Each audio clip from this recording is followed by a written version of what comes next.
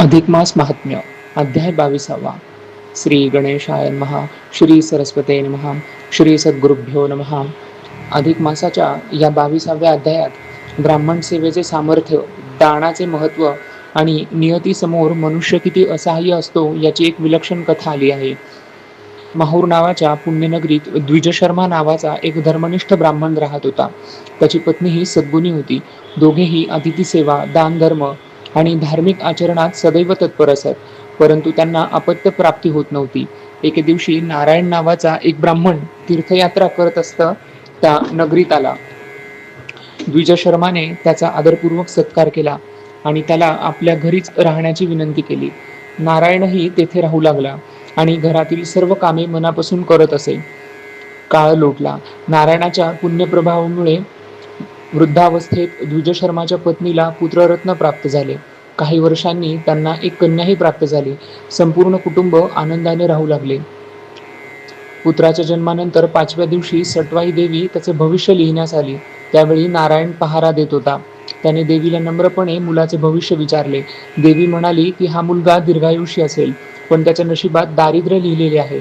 उपजीविकेसाठी त्याला ताक विकून जगावे लागेल. काही वर्षांनी कन्येच्या जन्मानंतरही सटवाई देवी आली आणि नारायणाने तिचेही भविष्य विचारले. देवी म्हणाली की या कन्येच्या नशिबात विवाह नाही. पुढे ती वेश्येच्या सहवासात जाईल आणि तिचे आयुष्य पण याच मार्गाने व्यतीत होईल. हे भविष्य ऐकून नारायणाला अतिशय दुःख झालं.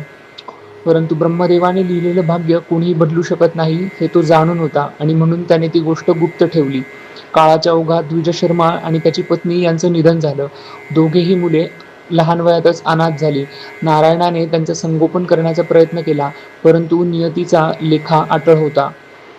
मुलगा एक गायीची सेवा करून तिच्या दुधापासून तो ताक विकून आपला उदरनिर्वाह चालवत असे. त्यातूनच तो स्वतःचा आणि बहिणीचाही उदरनिर्वाह चालवत होता. एके दिवशी नदीकाठी पाणी आणण्यासाठी गेलेल्या त्या छोट्याशा कन्येला एका श्रीमंत वेश्याने पाहिलं आणि तिच्या दयनीय अवस्थेची माहिती घेतल्यानंतर तिने त्या मुलीला आपल्यासोबत नेलं. निरागस मुलगी तिच्या बोलण्याला भुलली आणि तिच्या मागून निघून गेली. घरी परतल्यावर बहीण दिसली नाही, तेव्हा मुलगा व्याकुळ झाला. ग्रामस्थांकडून संपूर्ण घटना समजताच तो दुःखाने व्यथित झाला. परंतु नियतीसमोर कोणाचंही काही चालत नाही हे सत्य त्याच्यासमोर उभं राहिलं. अशा प्रकारे या अध्यायामध्ये नियतीचं सामर्थ्य, कर्माचा अटळ नियम यांचं वर्णन आलंय. पुढील अध्यायात या दोन्ही भावंडांच्या जीवनात पुढे काय घडतं, त्यांचा उद्धार कसा होतो याची कथा येते. इति श्री अधिक मास महात्म्ये 22तमोऽध्यायः.